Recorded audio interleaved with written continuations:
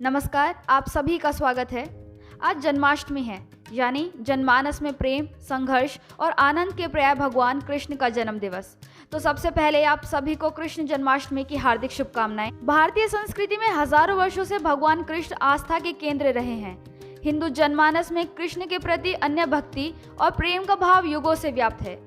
खास तौर से समूचा भारत कृष्ण को न केवल अपना आराध्य मानता है, बल्कि कृष्ण उनकी जीवन शैली में इस प्रकार रचे बसे हैं जैसे देह में आत्मा। भगवान कृष्ण को एक संपूर्ण चरित्र यूं ही नहीं माना गया है, बल्कि उनका जन्म ही मानव जाति के आध्यात्मिक और लौकिक जीवन को व्यवस्थित करने के लिए हुआ था। भगवान विष्णु के अवतार के रूप में वे सभी 16 कलाओं से युक्त थे। अब तक के अन्य किसी अवतार में ये परिपूर्णता नहीं पाई जाती। कृष्ण की 16 कलाएं उनके विशेष 16 गुणों से संबंधित हैं। लेकिन क्या आप जानते हैं कि ये 16 कलाएं क्या थी और उनके क्या अर्थ हैं? तो चलिए जान लेते हैं कि आखिर भगवान श्री कृष्ण किन 16 कलाओं में निपुण थे। प्रथम कला के रूप में धन संपदा को स्थान दिया गया है। जिस व्यक्ति के पास अपार धन हो और वो आत्मिक रूप से भी धनवान हो, जिसके घर से कोई खाली हाथ नहीं जाए, वो प्रथम कला से संपन्न माना जाता है। दूसरी, भू अचल संपत्ति। जिस व्यक्ति के पास पृथ्वी का राज भोगने की क्षमता है, पृथ्वी के एक बड़े भूभाग पर जिसका अधिकार है और उस क्षेत्र में रहने वाले जिसकी आज्ञाओं का सहर्ष पालन करते हैं, वो अचल संपत्ति का मालिक होता है। तीसरी, कीर्ति यश प्रसिद्धि, यानी जिसके मान सम्मान और यश की कीर्ति से चारों दिशाओं में गूंजती हो, लोग जिसके प्रति श्रद्धा और विश्वास रखते हो, वो तीसरी कला से संपन्न होता है। चौथा, इलावाणी की समोक्ता। चौथी कला का नाम इला है, जिसका अर्थ है मोहक वाणी। भगवान श्री कृष्ण में ये कला भी मौजूद है। पुराणों में भी ये उल्लेख मिलता है कि श्री कृष्ण की वाणी सुनकर क्रोधी व्यक्ति भी अपना सुध बुध खोकर शांत हो जाता था, मन में भक्ति की भावना भर उठती थी। पांचवी कला का नाम है लीला। इसका अर्थ है आनंद। भगवान श्री कृष्ण धरती पर लीलाधार के नाम से भी जाने जाते हैं, क्योंकि इनकी बाल लीलाओं से लेकर जीवन की घटना रोचक और मोहक है। इनकी लीला कथाएं सुनकर कामी व्यक्ति भी भावुक और विरक्त होने लगता है। छठी कला है कांति, सौंदर्य और आभा। जिनके रूप को देखकर मन स्वतः ही आकर्षित होकर प्रसन्न हो जाता है, जिसके मुखमंडल को देखकर बार बार छवि निहारने का मन करता है, वो छठी कला से संपन्न माना जाता है। भगवान राम में ये कला मौजूद थी। कृष्ण भी इस कला से संपन्न थे। सातवीं कला का नाम विद्या है। भगवान श्री कृष्ण में ये कला भी मौजूद थी। कृष्ण वेदांग के साथ ही युद्ध और संगीत कला में पारंग थे। राजनीति और कूटनीति भी कृष्ण सिद्धहस्त थे। आठवीं कला है विमला, यानी जिसके मन में किसी प्रकार का छल कपट नहीं हो, वो आठवीं कला से युक्त माना जाता है। भगवान श्री कृष्ण सभी के प्रति समान व्यवहार रखते हैं। इनके लिए ना तो कोई बड़ा है और ना कोई छोटा।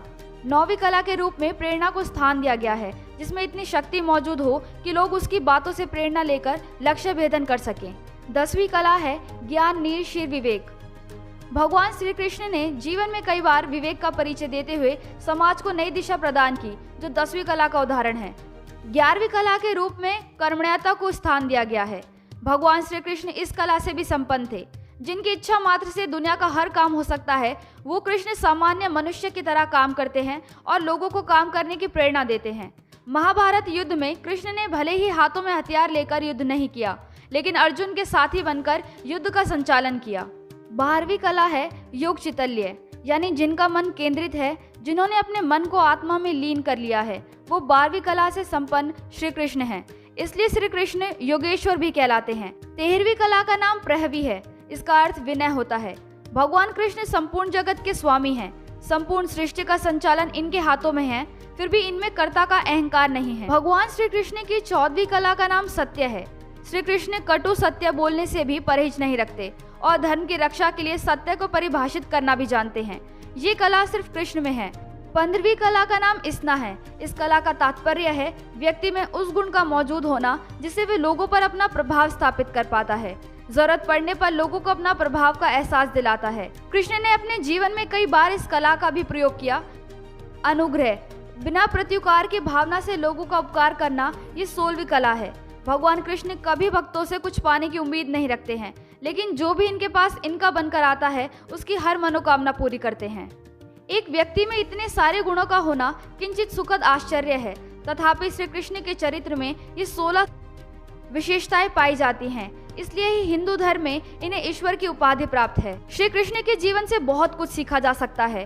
बाल्यावस्था की तमाम विपरीत परिस्थितियों और शत्रुओं के बीच रहकर भी कृष्ण ने न केवल गोकुल में आनंदमय जीवन बिताया, बल्कि प्रेम का एक ऐसा रूपक गढ़ा जिसकी गाथा युगों युगों से भारतीय समाज गाता चला आ रहा है।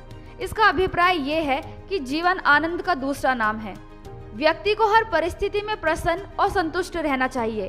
प्रेम और साहचर्य से ही स्थितियां स्वयं से अनुकूल बनाई जा सकती हैं और कहीं ना कहीं वर्तमान समय की भी यही मांग है। तो आज के लिए बस इतना ही। जाने से पहले आप सभी को एक बार फिर से कृष्ण जन्माष्टमी की हार्दिक शुभकामनाएं।